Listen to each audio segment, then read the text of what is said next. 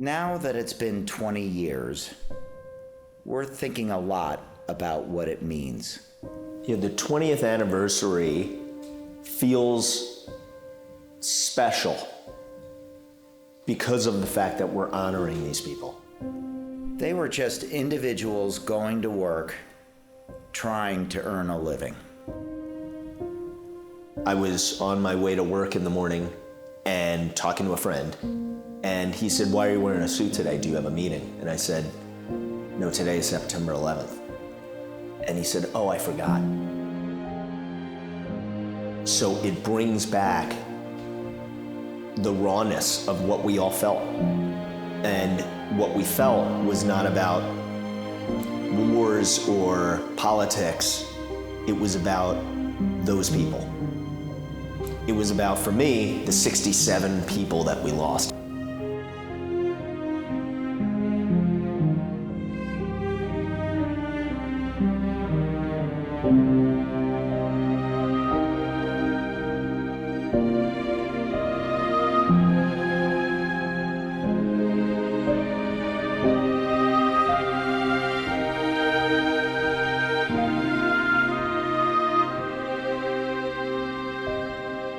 I was married to Adam Lewis, who died in 9/11 at KBW.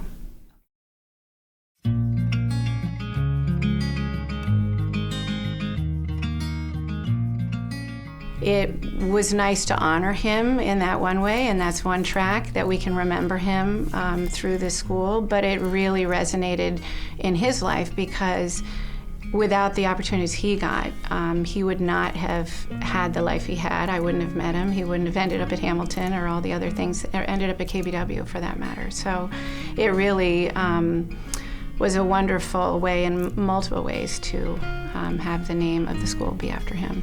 In junior high, they had no money. They lived in a one-room, not even a one-bedroom, but a one-room apartment in the Bronx. And he was just sort of thrown into the junior high in the Bronx, which you can imagine the stories and, you know, how challenging that was. So he was there for a few years, and luckily the Dalton School had a scholar athlete program where they would go to all of the junior highs in the area and look for scholar athletes to give a scholarship for high school. And so he was able to go to the Dalton School for all of high school, which was a game changer for him. We hope that this school in some way can be like that. But what I think is nice about it is that it's a way to remember him, because I think what's hard is over time people forget. So you're gonna have to crack some jokes so I can make it through this. We're gonna have to redo my makeup. Having this school, it's a constant reminder of who he was and that he existed, so everybody can remember him. I think it's nice for me to remind me, you know, every time I, you know, write a check or I look at an annual report and his name is there, it's a nice way to remember him. What was wonderful though was when we started the school in 2011, I reached out to Tom Michaud, told him about how we were starting the school and would they be interested in helping us fund, and he said they'd love to help fund the playground. And then connected me with John Duffy, who I knew a little bit back when Adam was there. You know, he was the boss, but I didn't know him. And that relationship has been wonderful. He jumped in with both feet and really spearheaded the funding of that playground, and then said he'd love to join the board, and he's been connected to the school ever since. Hope Rising is not only a great definition of the future, but really it's what we've been working on for the last 2 decades. And specifically too, when you speak about the Adam J. Lewis School, for those kids in that community, it's a great message, but it's also been what's been driving us for the last 2 decades. You know, I probably have a unique perspective and relationship with the firm in that my father started in 1972, and you know, we had a tradition of coming into the office around Christmas Eve. We all went to lunch at an Irish pub. Although I probably shouldn't say this, I do have a few recollections in high school of surreptitiously taking my father's pass to the World Trade Center and sneaking in when I wasn't supposed to, and he didn't know. So yeah, I did that too. And I started interning when I was in high school. I think I was a junior in high school. And so I've known and I knew all the people that worked here. And it was more of a family than it was a business. We're integral parts of each other's lives. Weddings, baptisms, babies, everything that happened, we were very much like a family. So it was that much more crushing. When 9/11 had happened, I'd been on Wall Street for 15 years. I had gone to night school to get my MBA, and I could tell you that there's nothing that would prepare you for 9/11. My father had died. His co-CEO, John Duffy's son, had died. Our trading desk was gone. The backbone of the firm, which was research, had been decimated. And, a decision had to be made. When we sat down as a leadership team, we said, the first thing we're going to do is everything we can to support the families of the victims. That is, when I look back in my career, in my life, I'm going to think about how do we do on that. So we got to get that right. And then also we said, we're not going to let the firm end this way. The bad guys don't write the last chapter, and that we now have an energy to really honor those and to honor everything we had built to carry on and to rebuild. Once the decision was made that we're moving forward, we're going to rebuild, and I think all of us, I'm a managing director, so we wanted to work as hard as we could. Everybody always says you should be very proud of what you've done. Yes, but it was really just roll up your sleeves and get going. And it was ingrained really in all of us who had been there many years beforehand and continue to be there, that this is just part of KBW. This is part of who we are. It was just anecdotally amazing to hear that so many people dropped a lot of things just to come back and help. Counterparties, competitors, whatnot. If there was an opportunity to still do business with KBW, despite the wound that we had just incurred, people found ways to make sure they could, put commissions or revenue our way, which is pretty amazing. And also, too, it speaks, I think, a little bit to the goodwill that existed. I never for a second underestimate how important the goodwill was towards the firm and our effort to rebuild. I think it was a little bit of fate, a little bit of destiny that brought me here to follow my brother John's footsteps. They gave me a shot, and they said, if you're half as good as your brother, I had to live up to my brother, So, like I said, I'm still here, so I guess I did the right thing, and I guess I've been successful. I respected what they were doing here, trying to rebuild, and to rebuild the legacy of those who were lost. I also admired the fact that KBW went out of their way to help the families after 9/11. KBW rose to the occasion in helping the families out in a very difficult time. The rebuilding of it was sort of, a way of rebirth for all of us that had gone through this horrible cataclysm. At least from me personally, the rebuilding of the firm was something that helped me heal.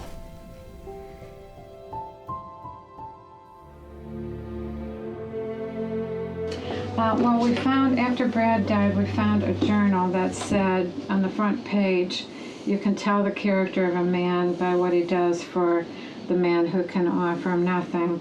Brad was the oldest of our three sons, so he was 24 when he died. Wes was 20, and Chris was 13. And Frank worked for IBM, so he traveled a lot. So he was really growing up, the typical eldest. He was someone that I could really count on, to help in any way.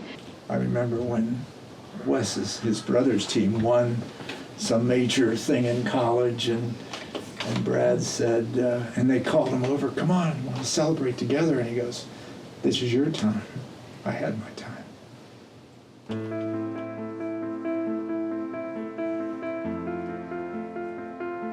When trauma happens, everybody's healing journey is different.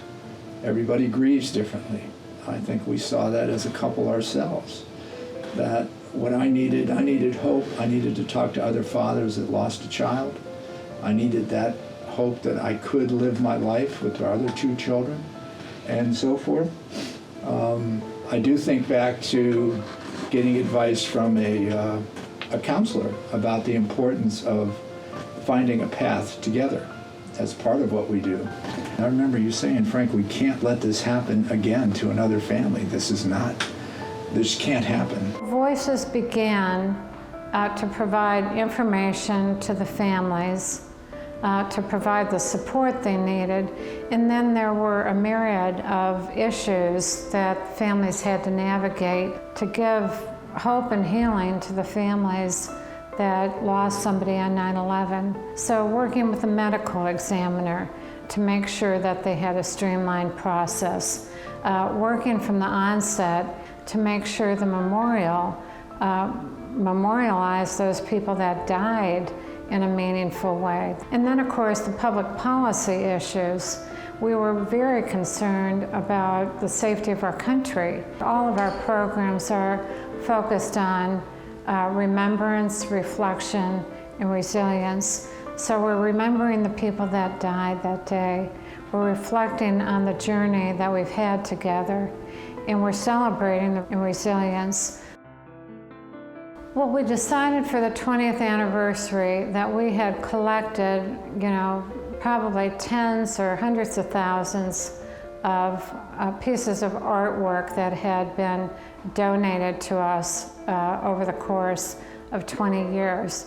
But once we decided to have this exhibit, then we looked into all of the other collections that we have. Quilts, we have digital images that we collected when we were creating the Living Memorial. Our life is pre-9/11 and post-9/11. Pre-9/11, we dated in high school, went to college, got married at 22, had 3 wonderful kids, had a nice career, and all that was fine. But at 9/11, 2001, that changed. Our life is different, and this is our life. This is a big part of our life, is trying to help people heal. So Rick Thorpe sat across from me at KBW, and he was sort of my mentor at KBW. And he used to, classic for a Wall Street trading desk, Rick would give me a lot of, he'd give me a lot of trash and he'd ride me a little bit. But then Rick was the first person to pick up the phone and call me Friday before I got married and say, or Thursday before I got married, and say to me, this is gonna be a really special day for you. I want you to remember all the people that are there. I want you to remember everything about this day, because it's the only day of your life that you're gonna be there in which all of your college friends, your high school friends, your family, they're all gonna be there for you. And it was so great to hear that, because he said, I really care about it and I want to make sure that you really experience it. And I think that's sort of the kind of person that Rick was. He was the kind of person give you a hard time, but he had this gentle side that really cared about people. And he cared about me with my job. He would check in every once in a while. And I think that sort of reflects the human character, right? Is somebody that was competitive, but at the same time, he cared about the other side. And what was tough for me was being at Rick's memorial service. And I looked around, and I'll never forget thinking, hey, everybody's here for you, Rick. Your family's here. Your friends are all here. And they're all here for you. But the difference is the things that you said to me, you're not here. And so when the Thorpes, working with his high school friends, formed Rick's Place, they formed this place for kids who had lost somebody that was a parent or a grandparent or somebody that was going through trouble, and they were struggling. And I thought, that's exactly what Rick's daughter's probably going through. But it also sort of reflected on sort of what I'm going through. I lost a lot of friends. I lost a lot of people that, were working around me that were inspirations to me.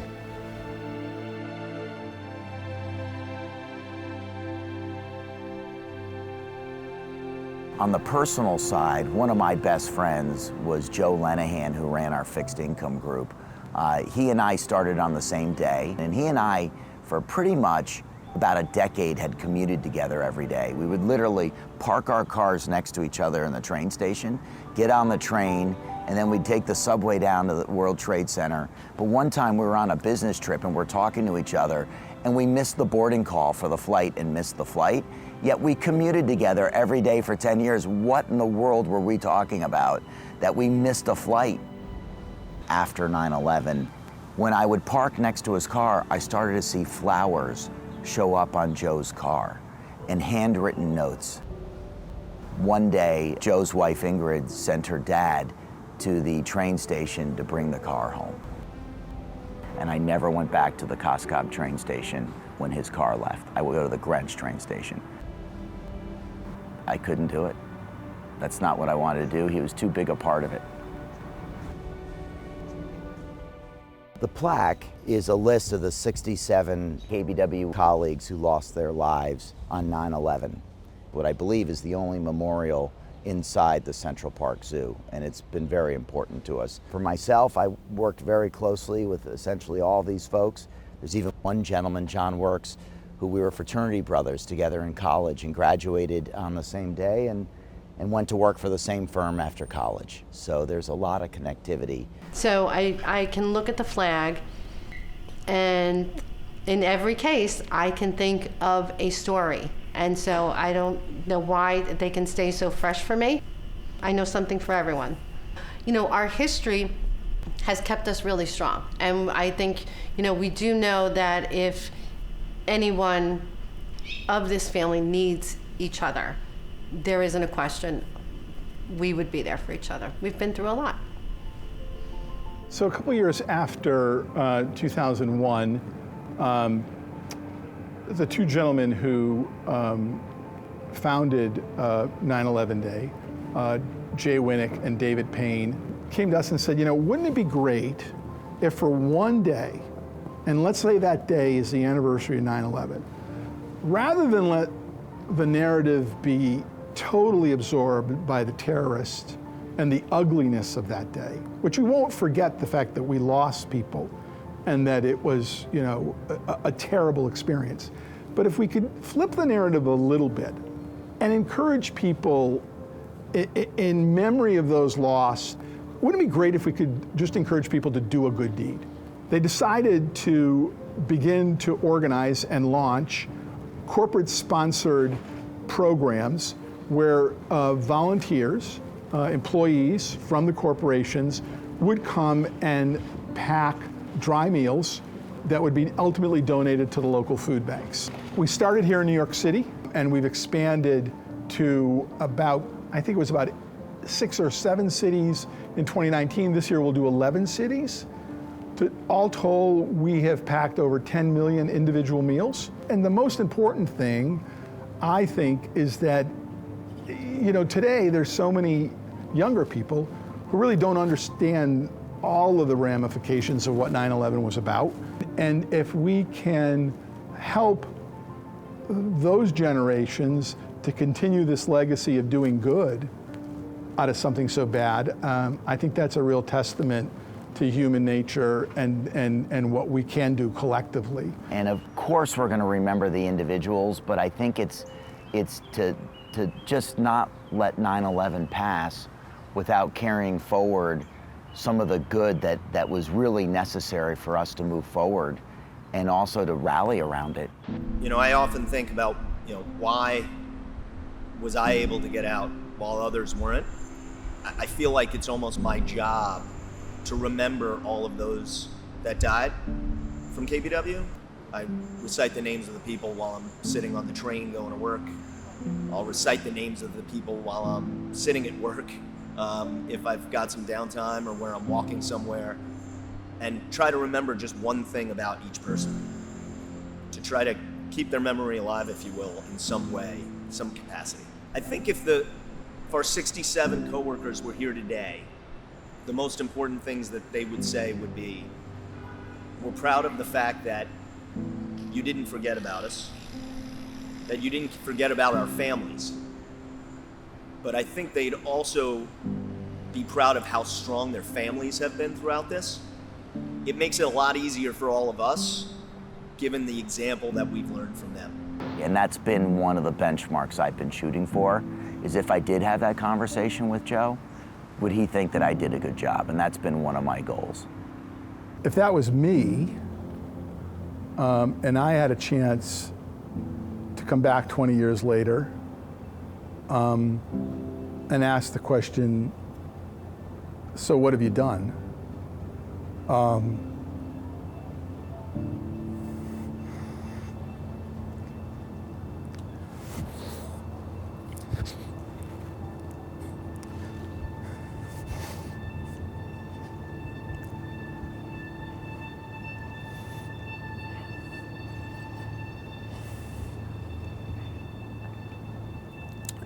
I think the most important thing we could say is, you know, we never forgot.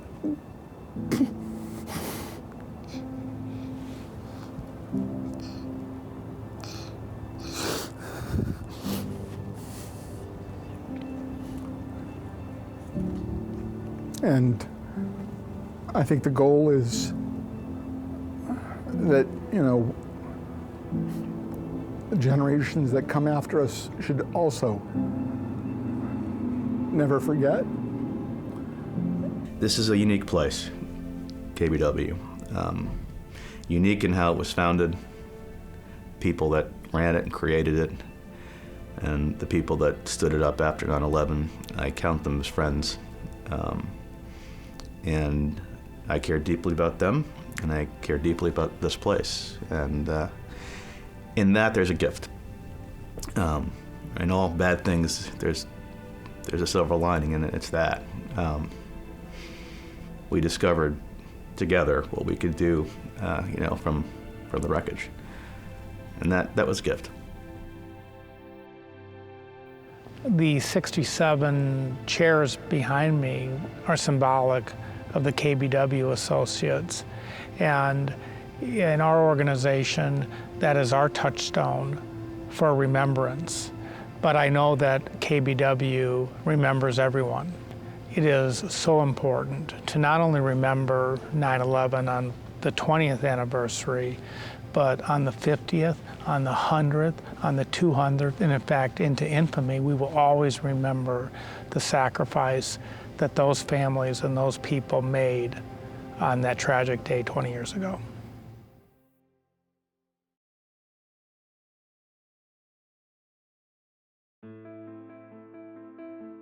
Marie Abad, J.J. Aguiar, David Berry, Joe Berry, Jeff Bittner, Christine Bordinabi, Nick Brandemarty, Dave Campbell, Kevin Colbert, Don Della Penna, Debbie DiMartino, Jackie Donovan, Frank Doyle, Chris Duffy, Michael Duffy, Dean Eberling, Brad Fetchett, Jeff Fox, Bill Gottschalk, David Grafman, Mary Lou Haig, Fran Harrows, Chris Hughes, Scott Johnson, Don Koth, Carol Kiesler,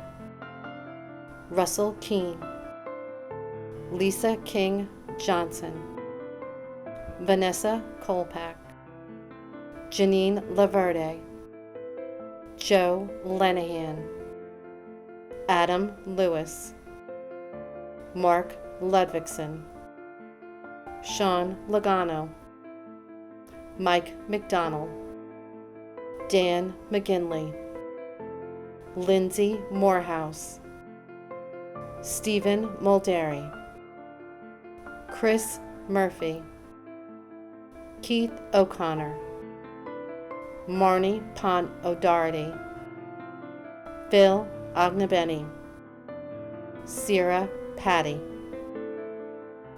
Mike Peschrin, Jim Riley, Joe Roberto, Ron Rubin, John Ryan, Muriel Siskopoulos, Paul Sloan, Greg Spagnoletti, Derek Sikevicius, Craig Staub, Derek Sword, Kevin Sozik, Tom Fairkoff, Rick Thorpe, Nicola Thorpe, Greg Trost, Brad Vadas, Joe Viciano, Jean Marie Wallendorf, Jim Muddy Waters, David Winton, Brent Woodall, Richard Woody Woodwell, John Works.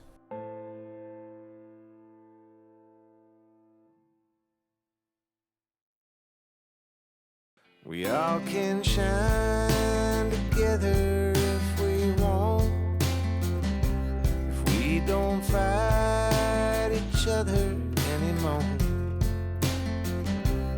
When they turn the lights off, that is when we shine down. We all can shine together. We all can live, we all can give, we all can play, but that don't make it change. Oh yeah.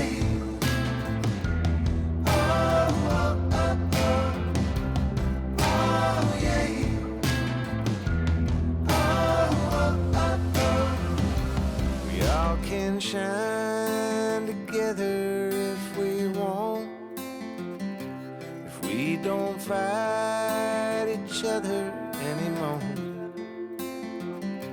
But when they turn the lights out, that's when we shine down. Everybody right now, yeah, yeah. We all can shine, we all can shine. Oh yeah.